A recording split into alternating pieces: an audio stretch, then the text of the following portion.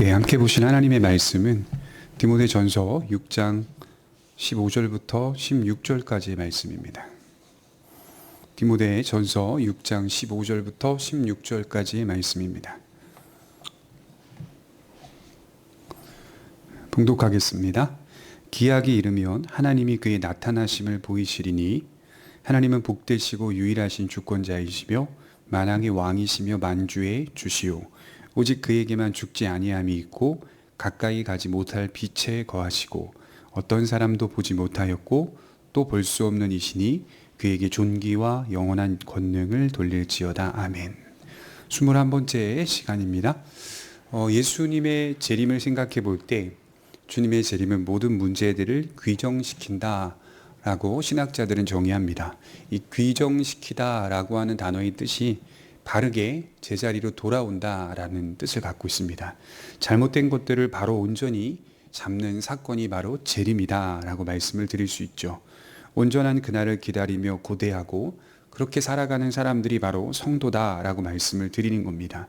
그리고 그 성도들의 모임이 바로 교회다라고 할 수가 있겠죠. 교회는 이러한 큰 방향과 목적과 의미를 가지고 세상 앞에 서 있습니다. 이 재림의 사건을 염두에 두지 않고 신앙생활을 하고 있는 성도가 있다면 큰 틀에서 종말의 빛을 통하여서 신앙생활을 하고 있지 않는 성도가 있다면 그 성도는 거짓 성도일 것입니다. 오늘 본문도 재림에 대한 시기와 긴장을 우리에게 전달해 주고 있는 내용입니다. 15절에 보시면 기약이 이르면 하나님이 그의 나타나심을 보이시리니 하나님은 복되시고 유일하신 주권자이시며 만왕의 왕이시며 만주의 주시라.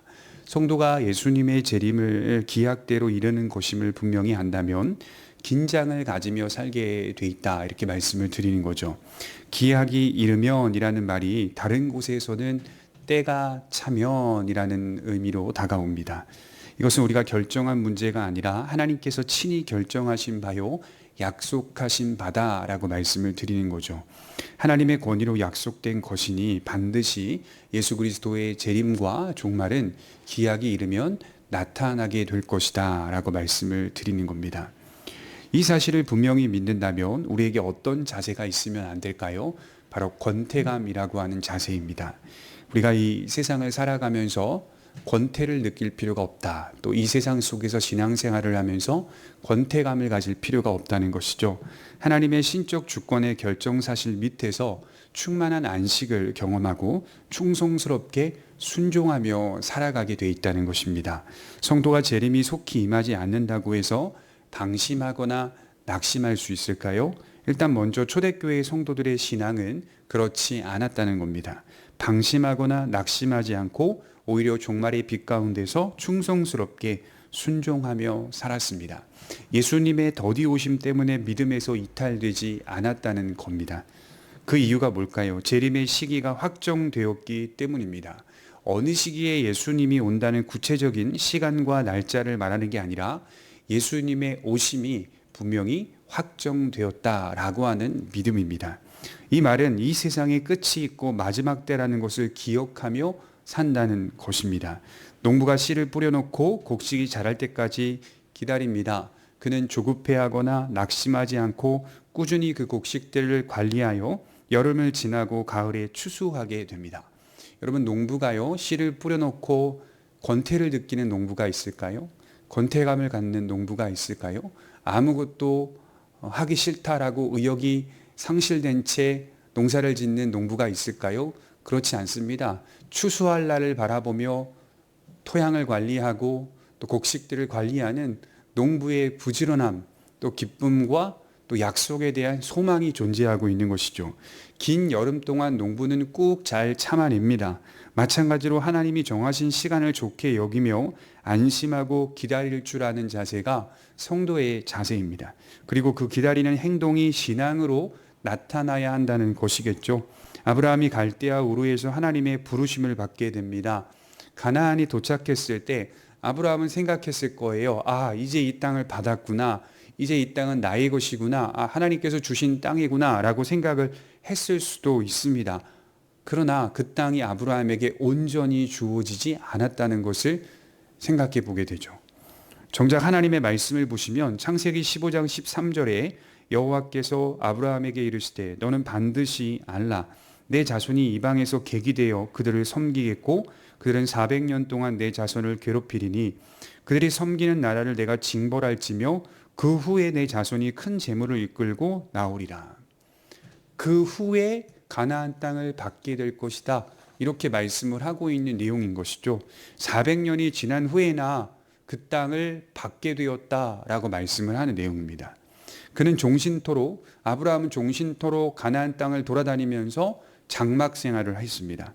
그럼에도 아브라함은 하나님께서 주신 약속이 반드시 자신에게 이루어질 것을 믿고 신앙으로 기다렸습니다. 권태를 느끼지 않았습니다. 아브라함은 가는 곳곳마다 제단을 쌓았더라 이렇게 기록하고 있어요. 가는 곳곳마다 하나님을 향한 신앙을 고백하고 있어요. 방심하지 않았다는 겁니다. 왜 주님의 약속을 기다리지 않는 걸까요? 왜 마지막 날과 재림이 신자의 신앙에 깊이 뿌리 깊게 자리 잡지 못하는 걸까요? 첫째로는 이 세상 재미에 미혹되어 있기 때문입니다. 마약 중독자에게는 파산 경고가 들리지 않는다고 해요. 세상 재미에 미혹된 자들은 예수님의 재림을 믿지 않습니다. 기다리지도 않습니다. 또 둘째로는 이 세상에 사는 자기의 목숨이 긴 줄 아는 자는 주님의 재림을 기다리지 않습니다. 십자가에 못 박힌 강도 중에 한 강도가 예수님 당신의 나라에 임하실 때 나를 생각하소서라고 했습니다. 정말 우리의 생명이 짧고 또 금세 지나간다는 사실을 아는 사람만이 주님의 재림과 그의 나라를 사모하게 돼 있습니다. 또 셋째로는 이 세상이 늘 변동없는 줄로 잘못 아는 자는 예수님의 재림을 믿지 않습니다. 이 세상은 늘 같은 모양이다 라고 말하는 사람들은 예수님의 재림을 믿지 않는다는 말이에요. 베드로후서 3장 3절에 보시면 먼저 이것을 알지니 말세에 조롱하는 자들이 와서 자기의 정욕을 따라 행하며 조롱하여 이르되 주께서 강림하신다는 약속이 어디 있느냐 조상들이 잔 후로부터 만물이 처음 창조될 때와 같이 그냥 있다 하니. 조롱하는 자들이 와서 뭐라고 조롱합니까? 만물은 예전부터 지금까지 변함없이 변동없이 그대로 있었다 이렇게 말하는 거예요. 무슨 변함이 있냐? 무슨 변동이 있냐? 무슨 이 만물의 역사 속에 하나님의 통치가 있었느냐? 그렇게 우리를 조롱한다는 거예요. 초대교회 당시에도 이러한 사람들이 있었습니다. 처음 창조될 때와 똑같이 만물이 그냥 있다 이렇게 말하는 거예요. 아무 문제 없이 세상은 그냥 있다 이렇게 말하는 거예요. 그러나 여러분 보십시오. 그냥 있었습니까? 그 과정에 성경의 기록대로 보자면 노아의 홍수 사건이 있었습니다. 또한 소돔과 고모라 사건도 있었습니다. 유황불이 도시 전체를 덮었습니다. 성경에 기록된 사건 말고도 인류의 역사 속에 부분적으로 얼마나 많은 심판이 있었는지 몰라요. 부분적으로 얼마나 많은 종말이 있었는지 몰라요. 한 마을이 다 뒤덮이고 지진으로 통하여서 한 마을이 다 없어지고 화산 폭발을 통하여 한 마을이 다 사라지고 화산재가 다 덮어버리고 종말은 부분적으로 존재하고 있었다는 것을 발견하게 됩니다. 세상은 변동이 없었던 게 아니라는 말이에요. 15절에 보시면 이제 하나님의 성품이 예수님의 재림과 맞물려 있다는 사실을 확인하게 되죠.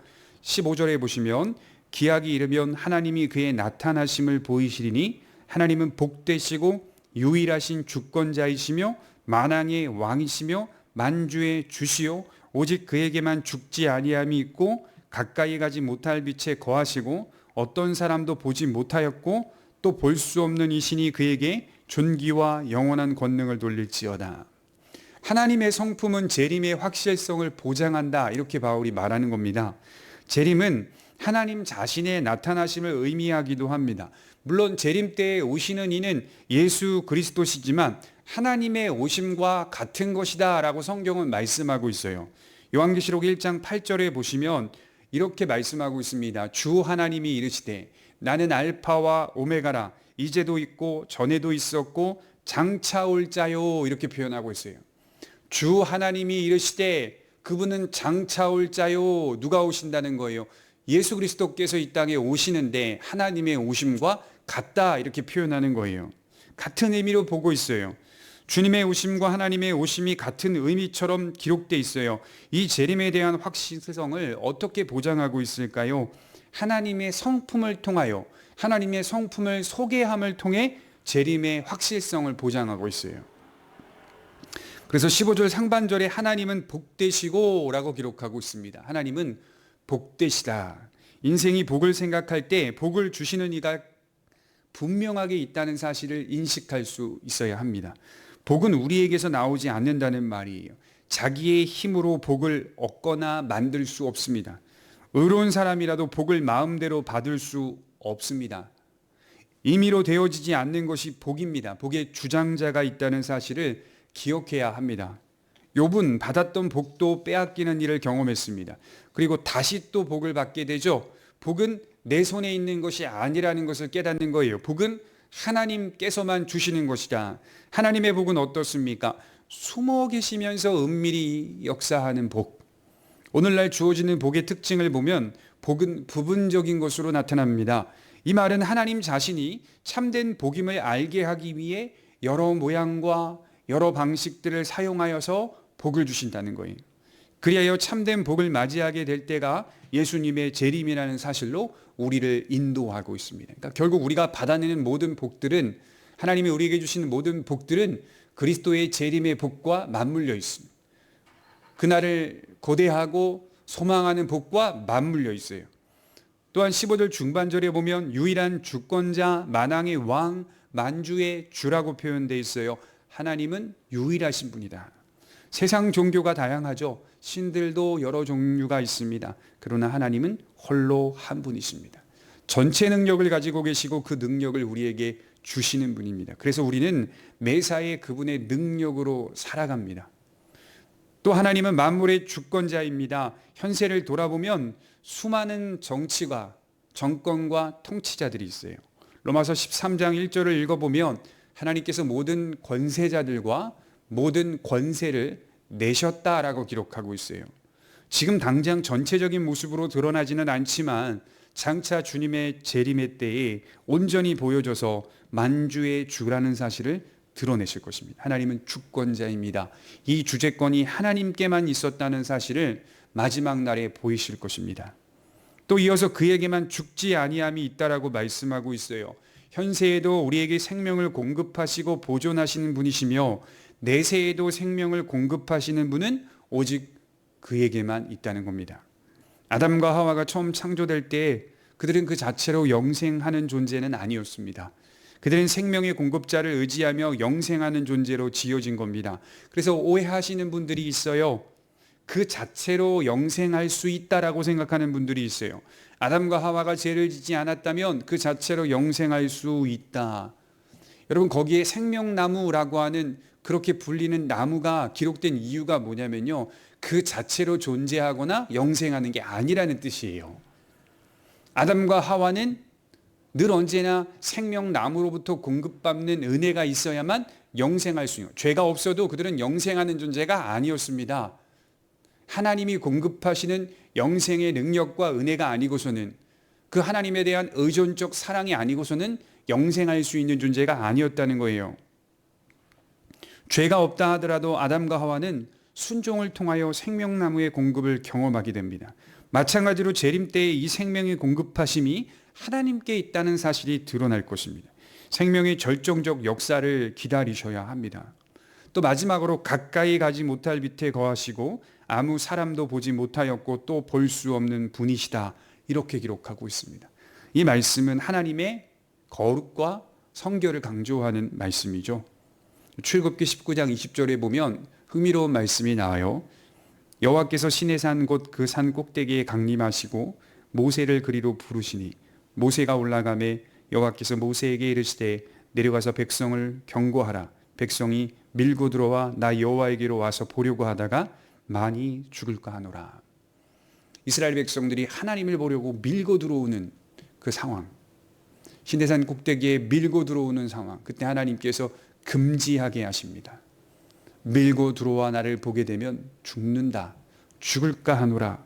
거룩하신 하나님 앞에 가까이 오려는 시도를 금지하고 있어요. 이유는 무엇입니까? 그들이 가까이 오게 되면 모두 죽게 되기 때문입니다. 그래서 이 세상 모든 사람들이 하나님을 직접적으로 볼 수 없어요. 직접적으로 보았다고 하는 사람들은 거짓말이죠. 그분은 너무 성결하시기 때문에, 너무 거룩하시기 때문에 우리가 직접적으로 볼 수 없는 분이고, 또 하나는 죄인이 거룩하신 분 앞에 가게 되면 거룩은 죄를 소멸합니다. 성결은 죄를 소멸합니다. 태양도 두 눈을 뜨고 똑바로 보기 어렵습니다. 그런 우리들이 태양을 만드신 하나님을 본다는 것은 마땅히 그럴 수 없다는 겁니다. 하나님이 친히 우리에게 보여주지 않으신다면 우리는 볼 수 없습니다. 특별히 우리가 하나님을 볼 수 없는 이유 중 하나를 댄다면 바로 죄입니다. 죄. 성결은 죄악과 충돌되는 법입니다. 죄악을 소멸하는 특징이 있습니다. 빛은 어두움을 몰아낸다고 해요. 마찬가지로 하나님이 임하시는 때의 죄인들은 모두 다 멸망하게 될 것입니다.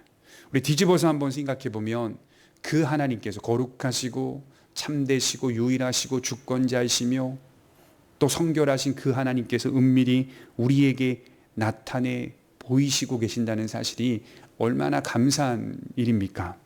더 나아가 예수님의 탄생과 동시에 일어나게 된 것은 그의 자녀들과 임마누엘, 하나님이 우리와 함께 계시다, 동행하신다는 사실이 얼마나 감사한 일입니까? 우리가 죄인인데요, 그럼에도 불구하고 그리스도와 함께하기 때문에 하나님이 우리와 동행하신다는 것. 또 성경 어떤 본문에서는 우리가 하나님을 소유하고 있다, 예수를 소유하고 있다, 가지고 있다라는 식의 본문, 또 표현들이 등장하죠. 그분이 우리 안에 거하신다는 것, 우리와 동행하시고 함께 하신다는 사실이 얼마나 감사합니까? 아무도 직접 보지 못하죠. 가까이 가지 못하죠. 엄청난 빛이시죠. 그 하나님이 우리와 동행하신다는 사실이 감사한 거예요. 그것이 하나님께서 오늘날 우리 시대 속에서 일하시는 방식입니다. 그의 백성들과 함께 일하시는 방식입니다. 그런 하나님을 우리가 지금도 보고 산다는 것에 진심으로 감사하는 그런 성도들이 되시기를 바랍니다. 기도하겠습니다. 거룩하신 하나님, 또 사랑이 많으신 하나님, 종말의 빛을 통하여서 이 세상 속에서 마지막 때를 바라보게 하시고 그때를 두려운 마음으로, 또 나아가 기쁨과 감사와 소망하는 마음으로 또 인식하고, 또 그 인식함 속에서 신앙하며 살 수 있도록 인도하여 주시니 감사합니다. 권태를 느낄 필요가 없고 오히려 그날을 사모하며 그때가 반드시 있다는 사실을 붙잡고 순종하며 살게 하여 주옵소서. 하나님, 우리 안에 세상적인 것들을 사랑하려는 마음이 생길 때마다 하나님, 이 세상은 지나간다, 풀은 시들다라고 하는 사실을 기억하며 하나님의 말씀 앞에 우리의 모습을 바로잡을 수 있도록 도와주옵소서. 하나님은 거룩하시고 성결하신 분입니다. 그러나 그 하나님께서 우리와 동행하시고 함께 하시며 우리가 그분을 소유하고 있다는 사실에 진심으로 감사하는 성도들 되게 하여 주옵소서. 감사드리며 예수님의 이름으로 기도하옵나이다. 아멘.